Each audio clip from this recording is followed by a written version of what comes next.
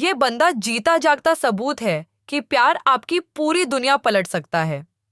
दुनिया का सबसे खतरनाक एसासिन अब नॉट टू पाई डैड बन चुका है और अब वो दुश्मनों को खत्म करने की जगह शायद निगल रहा है। लेकिन भाई, जिसके पेट में कहानी ना हो उसके पास सुनाने के लिए भी कुछ नहीं होता है ना। तो चैम्प बनो, लाइक बटन दबाओ और कमेंट में साकामोटो डेज 2 लिखो अगर चाहते हो कि मैं आगे भी ये स्टोरी कवर करूं। कहानी शुरू होती है एक बंदे से जिसका नाम है सकामोटो। उस पर अचानक कुछ सूट पहनने वाले साइको हमला कर देते हैं। ये लोग खून के प्यासे हैं, लेकिन सकामोटो इतना हार्डकोर है कि एक ही झटके में सबको ठिकाने लगा देता है। सोचो, एकदम एशियन जॉन विक वाला सीन। फिर पता चलता है कि वो सिर्फ कोई आम एसासिन नहीं, बल्कि एक लेजेंडरी हिटमैन है। उसका नाम सुनकर ही लोग कांप जाते हैं, यहाँ तक कि खुद शैतान भी पसीना पसीना हो जाए। फिर एक दिन जब वो आराम से ग्रोसरी शॉपिंग कर रहा होता है, शायद कोई तला भुना स्नैक लेने के लिए, तभी उसकी मुलाकात एक सुपर क्यूट कैशियर से होती है। एकदम दिमाग हैंग हो जाता है, दिल जोरों से धड़कने लगता है और तभी डिसाइड कर लेता है कि यही है वो।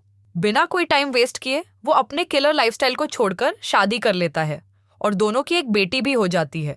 समय के साथ वो हथियार छोड़कर सीधा एक सिंपल और शांति भरी लाइफ जीने लगता है। थोड़ा वजन भी बढ़ा लेता है। अब वो पहले के डरावने एसासिन से ज्यादा एक कूल बारबेक्यू अंकल जैसा लगने लगा है। लेकिन तभी एक नया कैरेक्टर एंट्री मारता है, एक लड़का जो उसके शॉप में आता है और सोचता है कि वो रॉबिन हुड बन सकता है। वो दुकान के दरवाजे पर एक टारगेट बनाता है और बोलता है कि अगर वो इसे हिट करता है तो सकामोटो उसे पंच मारेगा। जाहिर है वो बुरी तरह मिस करता है। हालात और खराब हो जाते हैं जब गलती से पेंट गिर जाता है और सामने से आ रहे एक याकूजा माफिया के कपड़ों पर जा लगता है। याकूजा भड़क जाता है, लड़के को पकड़ लेता है और सबक सिखाने के लिए तैयार हो जाता है। लेकिन तभी सकामोटो आ जाता है और मामला ठंडा कर देता है। सच कहें तो उसके दिमाग में तो उस याकूजा को एक पेंसिल से सीधा ऊपर भेजने का प्लान था, लेकिन उसने अपने किलर इंस्टिंक्ट्स को कंट्रोल किया और सब कुछ शांति से सॉल्व कर दिया। उसी वक्त बाहर से एक गोरा लड़का शिन ये सब देख रहा होता है। वो समझ जाता है कि भले ही सकामोटो अब मोटा हो चुका है, लेकिन उसकी स्पीड और खतरनाक मूव्स अभी भी वैसी ही हैं। शिन, जो उसका पुराना दोस्त है, दुकान के अंदर आता है और सीधा मुद्दे पर आ जाता है। वो चाहता है कि सकामोटो फिर से अंडरवर्ल्ड में लौट आए, लेकिन सकामोटो अब मोहल्ले का हैंडीमैन बन चुका है। पेड़ की डालियां काटता है, बच्चों को सब्जियां खाने के लिए मनाता है और कभी कभी लाइफ कोच भी बन जाता है। शिन को यकीन नहीं होता कि जो आदमी कभी सबसे खतरनाक हिटमैन था, वो अब दुकान चलाने और लोगों की मदद करने में बिजी है। फिर शिन को अपने बॉस से कॉल आता है। बॉस का ऑर्डर सिंपल है, या तो सकामोटो को वापस लेकर आओ या उसे हमेशा के लिए खत्म कर दो। अगर शिन ये नहीं कर सका तो कोई और ये काम कर देगा। इस धमकी से घबराकर शिन खुद सकामोटो को खत्म करने का फैसला करता है। अगले दिन शिन दुकान पर आता है और हमला करने की कोशिश करता है। वो गोली चलाता है, लेकिन सकामोटो बिना हिले डुले मुंह से चबाई हुई बुलेट थूकता है और गोली को डिफ्लेक्ट कर देता है। जैसे इतना काफी नहीं था, वो कैंडी से जुगाड़ बनाकर एक स्लिंगशॉट बनाता है, शिन को हवा में उड़ा देता है और फिर एक एक्शन मूवी स्टाइल किक मारता है, जिससे शिन धड़ाम से नीचे गिर जाता है। कुछ घंटे बाद शिन जब होश में आता है तो खुद को दुकान के ऊपर वाले कमरे में पाता है और मजे की बात, सकामोटो की वाइफ उसे खाना ऑफर कर रही होती है, जैसे कुछ हुआ ही नहीं। मतलब उसने उसके हस्बैंड को मारने की कोशिश की थी और फिर भी उसे टेबल पर बैठने को मिल रहा है। शिन ने पहला निवाला लेने से पहले ही दिमाग में अलार्म बजा लिया था, पक्का खाने में जहर मिला होगा। लेकिन वो ऐसा बंदा था जो सबसे संदिग्ध चीज भी आराम से झेल सकता था, तो उसने बिना हिचकिचाए खा लिया और पहले ही चम्मच में उसे एहसास हुआ, भाई ये तो सीधे फरिश्तों के हाथों से बना खाना लग रहा है। लेकिन इतना तीखा था कि उसकी जुबान जलने वाली थी। डिनर के दौरान जब वो सकामोटो की फैमिली से बातें कर रहा था तो उसे कुछ अजीब सा महसूस हुआ। थोड़ा सोचने के बाद उसे समझ आया कि सकामोटो ने हिटमैन लाइफ क्यों छोड़ी। कारण सिंपल था, वो सिर्फ अपनी फैमिली के साथ ये छोटे छोटे खुशनुमा पल बचाना चाहता था। डिनर खत्म होने के बाद शिन ने उन्हें उनके गर्माहट भरे लेकिन उसके लिए थोड़ा डरावने भी स्वागत के लिए धन्यवाद कहा और फिर अपने गैंग के बॉस से मिलने निकल गया। बॉस ने सीधा सवाल दाग दिया, तो सकामोटो को खत्म कर दिया? शिन चुप रहा और बॉस ने तुरंत भांप लिया कि मिशन फेल हो गया। उसके गुंडे हंसने लगे और पूछने लगे कि शिन इतना टेंशन में क्यों है। थोड़ा इमोशनल होकर शिन बोला, वो बदल चुका है, अब उसकी फैमिली है भाई। लेकिन बॉस ने उसकी बात को सीधा काट दिया। रूल्स होते हैं, जो भी इस सिंडिकेट से बाहर निकलेगा उसकी मौत पक्की है, कोई अपवाद नहीं। शिन ने माहौल की गर्मी भांपकर दूसरा तरीका अपनाने की कोशिश की। उसने खुद को कुर्बान करने की पेशकश की और कहा कि चूंकि उसने सकामोटो पर गन तानी थी, उसकी सजा मौत ही होनी चाहिए। बॉस ने झूठा नाटक किया कि वो मान गया, लेकिन उसका असली प्लान कुछ और था। वो शिन को मारने के बाद भी सकामोटो को खत्म करने ही वाला था। लेकिन शिन बेवकूफ नहीं था। उसकी टेलीपैथी ने बॉस की सोच पढ़ ली। उसे तुरंत समझ आ गया कि बॉस उससे भी ज्यादा गंदा इंसान है, जैसे कई हफ्तों से साफ ना किया गया डस्टबिन। जब बॉस का झूठ पकड़ में आ गया तो वो भड़क उठा और अपने गुंडों को ऑर्डर दिया कि शिन को वहीं खत्म कर दो। उधर सकामोटो, जो पहले से ही शिन की गन पर लगाए गए माइक्रोफोन से सब कुछ सुन रहा था, अचानक लेजेंडरी असैसिन मोड में चला गया और अपनी छुपी हुई हथियारों की किट निकाल ली। शिन ने कुछ गुंडों को तो गिरा दिया, लेकिन तभी ऊपर से एक स्नाइपर ने उसे टारगेट कर लिया, जिससे हालात और टाइट हो गए। फिर भी शिन काफी फुर्तीला था। एक गोली पैर में लग गई, लेकिन बाकी सारी उसने अपनी टेलीपैथी से दुश्मनों के मूव्स पढ़कर चकमा दे दी। लेकिन गोलियां कम पड़ने लगीं और उसे घेर लिया गया। तभी सकामोटो हवा से टपकता है, हाथ में टेजर लिए और बिना एक भी जान लिए दुश्मनों को तड़पाना शुरू कर देता है, एकदम सर्जिकल प्रिसिशन के साथ। पैनिक में आकर बॉस ने अपने सारे आदमियों को सकामोटो पर झोंक दिया, लेकिन वो ऐसे ढेर हो गए जैसे लोकल टीम प्रो टीम से भिड़ जाए। शिन, जो ये सब देख रहा था, चौंक कर बोल उठा, यह है असली लेजेंडरी असैसिन, बस इसका लुक बदल गया है, स्किल्स नहीं। जब लड़ाई खत्म हुई, शिन ने पूछा, तुम्हें ये सब पहले से कैसे पता था? सकामोटो ने उसकी गन से बग निकालकर दिखाया और कहा, मुझसे कुछ मिस नहीं होता। शिन ने भी मान लिया, सकामोटो अब भी वही लेजेंड है। जब उसने कहा कि अब वो शहर छोड़ने वाला है, सकामोटो ने सीधा उसे एक एप्रन थमाया और कहा, दुकान पर जॉब कर लो, सैलरी भी ठीक मिलेगी। थोड़े समय बाद शिन स्टोर में काम कर रहा था। अपने टेलीपैथी स्किल्स से वो ग्राहकों को उनकी जरूरत की चीजें बिना कहे ही पकड़ा रहा था। लेकिन उसने जल्दी ही नोटिस किया कि सकामोटो दुकान से ज्यादा खुद खाने में लगा था, खासकर रामेन। एक दिन जब वो डिलीवरी पर निकला, एक बच्चा उससे बातें करने लगा और पूछा, तुम्हें नई जॉब कैसी लग रही है? शिन ने कहा, भाई पहले वाले काम से तो लाख गुना बेहतर है। बच्चे ने पूछा, पहले क्या करते थे? सकामोटो ने उसे एक अगर बताया तो तेरी खैर नहीं वाला लुक दिया। शिन तुरंत समझ गया और जवाब दिया, बस कचरा साफ करता था। शिन टीम में आते ही आग पकड़ चुका था, बिल्कुल एम्प्लॉय ऑफ द मंथ वाला बंदा। लेकिन जब वो सकामोटो की तारीफ में थोड़ा ज्यादा बहक गया और कहने लगा कि उसने पहले वाले गुंडों को एक ही बार में खत्म कर दिया था, सकामोटो जन मोड में रहते हुए तुरंत बोला, मैंने सिर्फ नॉन लेथल हिट्स मारे थे। तभी उसकी वाइफ मजाकिया अंदाज में बोली, याद रखना, अगर हमारे रूल्स तोड़े तो मैं तुम्हें छोड़ दूंगी। ये सुनकर सकामोटो एकदम सफेद पड़ गया। फिर उसकी वाइफ मुस्कुराकर बोली, चिल करो, बस टेस्ट कर रही थी। शिन को जिज्ञासा हुई और उसने पूछा, आखिर ये रूल्स हैं क्या? सकामोटो ने उसे वही अभी पूछा तो बॉडी बैग में मिलेगा टाइप का लुक दे दिया। एटमॉस्फेयर ठंडा करने के लिए सकामोटो उसे बाजार लेकर गया बाओ बन खरीदने। लेकिन शिन अपनी टेलीपैथी से समझ गया कि असल में ये बाओ बन लेने का बहाना था। सकामोटो बस अपनी बेटी को ट्रीट देना चाहता था। जैसे ही वे टहल रहे थे, उनकी शांति तब हिल गई जब एक रेड हेयर लड़की तीसरी मंजिल से कूद पड़ी और सीधे सकामोटो पर क्रैश हो गई। उसके सारे बंस फ्लैट कर दिए। डूड की खुशी वहीं खत्म हो गई। इससे पहले कि वे रिएक्ट कर पाते, कुछ बुल्की गुंडे उस रेडहेड के पीछे आ गए। हालांकि वह पहले से ही काफी चोटिल लग रही थी, लेकिन उसने वापस फाइट की और दो को गिरा दिया। तभी एक तीसरे लड़के ने उसे पकड़ लिया और बाकी को बुलाया। उनमें से एक ने चाकू निकाल लिया और धमकी दी कि वह उसकी टांग काट देगा। लेकिन सकामोटो ने ब्रेड टोंग उठाया और चाकू को ऐसे तोड़ दिया जैसे वो प्ले डोह का बना हो। फिर उसने उस गुंडे को इतनी जोर से मारा कि वो सीधे बेहोश हो गया। रेडहेड का मुंह खुला का खुला रह गया। उसके दिमाग में बस यही चल रहा था, ये आदमी आखिर है कौन? इस बीच शिन ने भी टाइम वेस्ट नहीं किया और एक और गुंडे को एक क्लीन स्ट्राइक से गिरा दिया। लेकिन तभी एक गुंडे ने गन निकाल ली। स्कोर सेट करने के लिए तैयार था। लड़की ने अपनी फुर्ती से कुंग फू मूव्स से उसे हरा दिया और वह भी आउट हो गया। इससे पहले कि वे राहत की सांस लेते,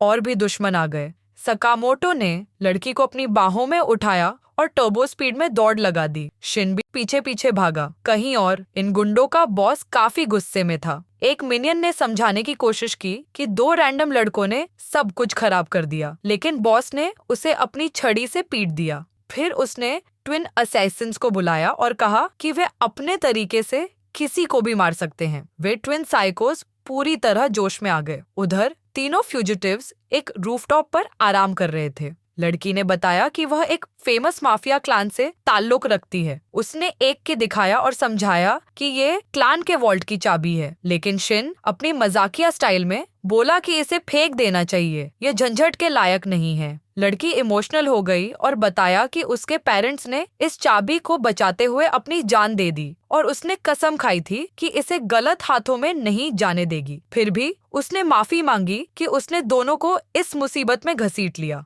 और कहा कि ये उनकी प्रॉब्लम नहीं है। जब उसने वहां से जाने की धमकी दी तो सकामोटो ने शिन को कॉलर से पकड़कर उसे रोक दिया। फिर उसने लड़की से पूछा कि क्या वह चाइनीज बंस बनाना जानती है। लड़की ने कहा कि उसके डैड ने उसे सिखाया था। सकामोटो ने कहा कि वह उसकी हेल्प करेगा, लेकिन एक कंडीशन पर। उसे पहले बंस बनाकर खिलाने होंगे। शिन को ये डील पूरी तरह पागलपन लगी, लेकिन इससे पहले कि वे इस पर चर्चा करते, अचानक ट्विन असैसिन्स में से एक वहां प्रकट हुआ और सकामोटो को इतनी जोर से उड़ाया कि वह एक ह्यूमन सॉकर बॉल बन गया। लड़की ने शिकायत की कि वे टाइम वेस्ट कर रहे थे और हालत और भी खराब होती जा रही थी। कंफ्यूज्ड शिन ने पूछा कि ये रैंडम वियर्डोस कौन हैं? तो लड़की ने समझाया कि ये प्रो असैसिन्स हैं, जो अपने विक्टिम्स के फेस स्केच करने के लिए फेमस हैं। ट्विंस अपनी तारीफ कर रहे थे, लेकिन शिन ने मौके का फायदा उठाकर उन्हें रोस्ट कर दिया। असैसिन्स जो फेमस होने के पीछे भागते हैं, उन्हें शर्म आनी चाहिए। ये सुनकर ट्विन और भी गुस्से में आ गया और लड़की पर पीछे से अटैक करने की कोशिश की, लेकिन सकामोटो ने लाइटनिंग स्पीड में पहुंचकर ऐसा पंच मारा कि वह सीधा फ्लोर पर गिरा। इम्पैक्ट इतना तेज था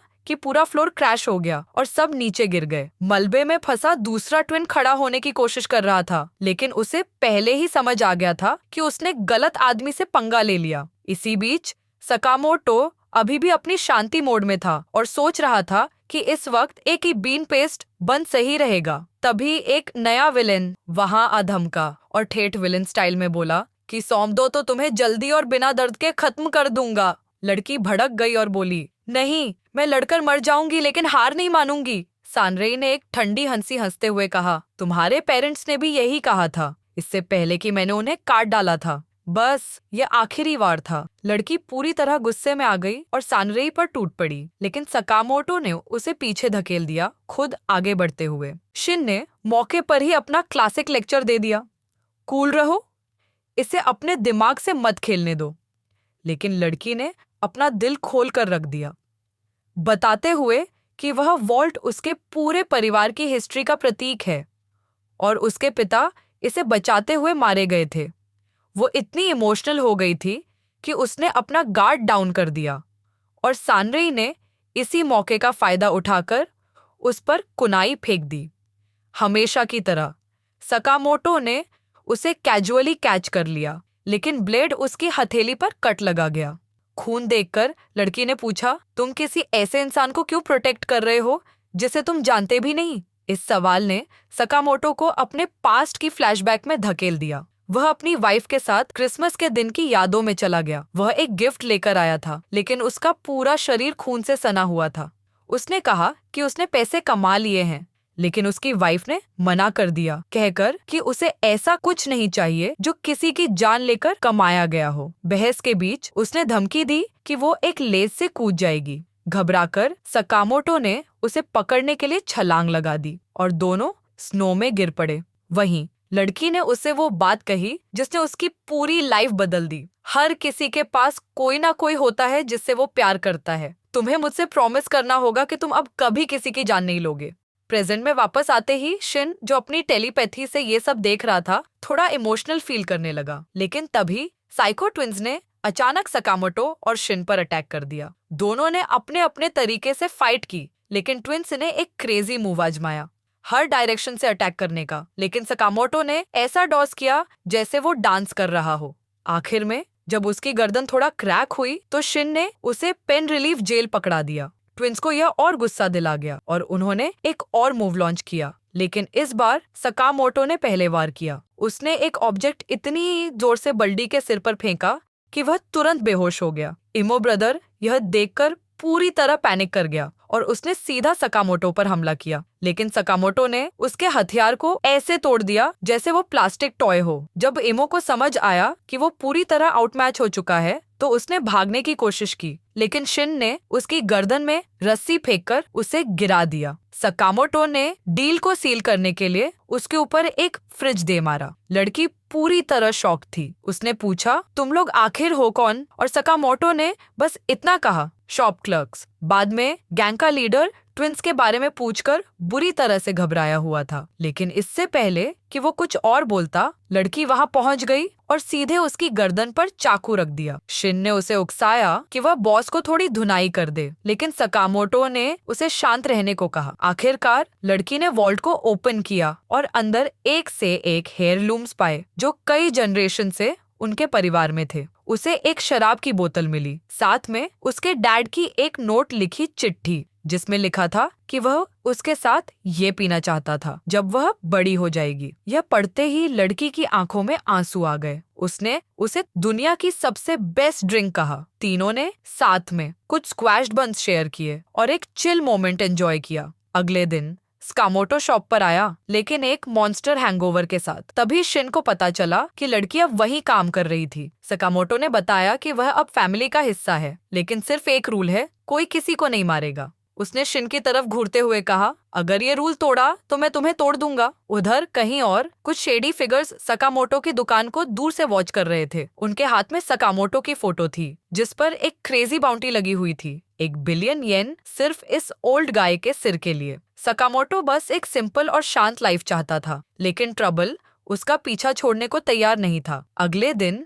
लू सकामोटो की दुकान में काम करने के लिए आई, लेकिन ऐसे जम्हाइयां ले रही थी जैसे उसने कोई मैराथन दौड़ ली हो। शिन, जो पहले से ही टेंशन में था, झल्लाकर उस पर चिल्लाया कि वह लेट क्यों आई। जैसे ही वे स्टोर मैनेज करने में लगे थे, शिन को एक और सिरदर्द मिल गया। लू आइटम्स को सबसे रैंडम जगहों पर रखने लगी, जैसे साबुन को ड्रिंक कूलर में। अब पूरी तरह से फ्रस्ट्रेटेड शिन ने सोच लिया कि लू ने इससे पहले कभी कोई जॉब नहीं की होगी। लू ने खुद मान लिया, लेकिन साथ में बताया कि वह अपने डैड के साथ बड़े बड़े गड्ढे खोदती थी और सस्पिशियस बैग्स दफनाती थी। दोनों की इस खींचतान को देखकर सकामोटो ने दखल देने का सोचा, लेकिन तभी लू और शिन ने कुछ अजीब नोटिस किया। सकामोटो अचानक नॉनस्टॉप बोलने लगा था, जो उसकी पर्सनैलिटी के बिल्कुल अपोजिट था। कुछ ही मिनटों बाद असली सकामोटो दुकान में आया, अपनी चेयर पर बैठा और एक शब्द भी नहीं बोला। टर्न्स आउट कि जो टॉकटिव सकामोटो था वह असल में नागुमो था, सकामोटो का एक पुराना पार्टनर जो बस एक प्रैंक खेल रहा था। नागुमो ने कूल बनने की कोशिश करते हुए एक वाइल्ड स्टोरी सुना दी कि वह 18 साल का है और सामने की मार्केट में काम करता है। शिन, जो इतनी आसानी से बेवकूफ बनने वालों में नहीं था, तुरंत बोल पड़ा, पर वहाँ तो कोई मार्केट ही नहीं है। सकामोटो ने कंफर्म कर दिया कि नागुमो पूरी तरह बकवास कर रहा था। उसने बताया कि नागुमो प्रोफेशनल असैसिन था और असल में 27 साल का था, ना कि 80। फेड अप लू और शिन ने आखिरकार नागुमो को सबक सिखाने का फैसला किया और उसे ढंग से कूट दिया ताकि वो चुप हो जाए। यह सब सेट होने के बाद नागुमो ने असली बम गिरा दिया। सकामोटो के सिर पर 8 बिलियन येन का इनाम था। लू को यकीन नहीं हुआ, लेकिन नागुमो ने कसम खाई कि ये एकदम सही खबर है। उसने बताया कि ये इनाम किसी रहस्यमयी ऑर्गेनाइजेशन ने अनऑफिशियली पोस्ट किया है। बातचीत के बीच एक पिज्जा डिलीवरी वाला एक अजीब मुस्कान के साथ आया। मौका पाकर उसने नागुमो को बांध लिया और उसे होस्टेज बनाने की कोशिश की, लेकिन सकामोटो पूरी तरह शांत था। उसे तो बस पिज्जा खाने की पड़ी थी। नागुमो खुद को छुड़ाकर उस बंदे का काम तमाम करने ही वाला था, लेकिन सकामोटो ने उसे रोक दिया और कहा कि उसे मारने की जरूरत नहीं। नागुमो ने तंज कसते हुए पूछा, क्या तुम्हें सच में लगता है कि तुम बिना किसी को मारे इन सारे असासिन्स को हरा सकते हो? उसने समझाया कि जो लोग उसके पीछे पड़े हैं वे कोई आम हत्यारे नहीं हैं। फिर अपनी क्लासिक स्टाइल में मजाक किया, वैसे मैं भी उन्हीं में से एक हूँ। फिर तुरंत मान गया कि वो मजाक कर रहा था। जाते जाते साकामोटो ने पूछा कि कोई उसके मरने से क्या हासिल करेगा। नगुमो ने कंधे उचका दिए और कहा, हम असैसिन्स सिर्फ ऑर्डर्स फॉलो करते हैं, ये पूछने की जहमत नहीं उठाते कि क्यों। उधर जिन लोगों ने पिज्जा डिलीवरी वाले को भेजा था वे सब कुछ लाइव देख रहे थे। एक ने मजाक उड़ाया, इतने मोटे आदमी के लिए कोई 1 बिलियन येन क्यों देगा। लेकिन दूसरा, जो ज्यादा समझदार था, उसने चेतावनी दी कि साकामोटो को हल्के में मत लो। उसने याद दिलाया कि साकामोटो कभी उस लेजेंडरी ऑर्डर का हिस्सा था और अब भी बाजी पलट सकता है। तभी अचानक लाइव फीड पर साकामोटो सीधा कैमरे की तरफ देखता है और एक ठंडा संदेश देता है, मुझे मारने की कोशिश करते रहो और मैं तुम सबको सीधा जहन्नुम भेज दूंगा। यह कहकर उसने कैमरा तोड़ दिया ताकि दुश्मन और जासूसी न कर सके। उधर जो लोग यह देख रहे थे वे घबरा गए। ये मोटा बंदा जान ही कैसे गया कि यहाँ कैमरा लगा है। अगली सुबह साकामोटो अपने दोस्त शिन से बात कर रहा था जब उसकी फैमिली ने उसे याद दिलाया कि आज पार्क में शुगर बनी इवेंट है। उसे अपनी गलती का एहसास हुआ कि वो पूरी तरह भूल गया था। इवेंट के दिन वे सभी पार्क में मस्ती करने गए, लेकिन साकामोटो के दिमाग में अब भी 1 बिलियन येन की बाउंटी घूम रही थी। उसे टेंशन में देखकर शिन और लियू ने डिसाइड किया कि वे पूरे दिन उसकी बॉडीगार्ड बनकर रहेंगे ताकि कोई दिक्कत न आए। जब वे पार्क पहुंचे तो वहां इतनी भीड़ थी जैसे ब्लैक फ्राइडे की सेल चल रही हो। लियू चिढ़ते हुए बोली, इस भीड़ में किलर को ढूंढेंगे कैसे। शिन पहले से ही खींचा हुआ था, बोला, चिल कर, अभी तक किसी के इरादे खतरनाक नहीं लग रहे, कम से कम अभी तक। कुछ ही मिनटों में शिन ने एक अजीब ख्याल पकड़ा। राइट साइड से एक आदमी आ रहा है जो जेनिटर बना हुआ है। जैसे ही वो करीब आया साकामोटो ने एक पेन से ही उसे ढेर कर दिया। वे जल्दी से उसे झाड़ियों में खींच ले गए क्योंकि कोई नहीं चाहता था कि मिसेज साकामोटो अपने पति को जॉन विक मोड में देखे। इस सब को दूर से देख रहे एक असासिन को समझ आ गया कि शिन की माइंड रीडिंग पावर उनके लिए मुसीबत बन सकती है। उसका हल बस कुछ मत सोचना। वह किसी एनपीसी की तरह सीधा चलता हुआ शिन के पास से निकल गया और शिन को कोई शक नहीं हुआ, लेकिन लियू को उसका बर्ताव अजीब लगा। जब वे उसे ट्रैक करने लगे तो वह अचानक रुका और बंदूक निकालकर साकामोटो पर गोली चला दी, लेकिन गोली साकामोटो की बुलेट प्रूफ ग्लासेस से टकराकर वापस गिर गई। सीरियसली, हमें ये ग्लासेस कब मिलेंगे? शिन ने फटाक से हमला किया और दोनों रोलर कोस्टर से नीचे गिरते हुए एक अलग जगह पहुंच गए। तभी उस असासिन ने जहर में डूबी 2 चाकू फेंकी जो शिन को हल्का सा छू गई। उसका विजन धुंधला होने लगा। असासिन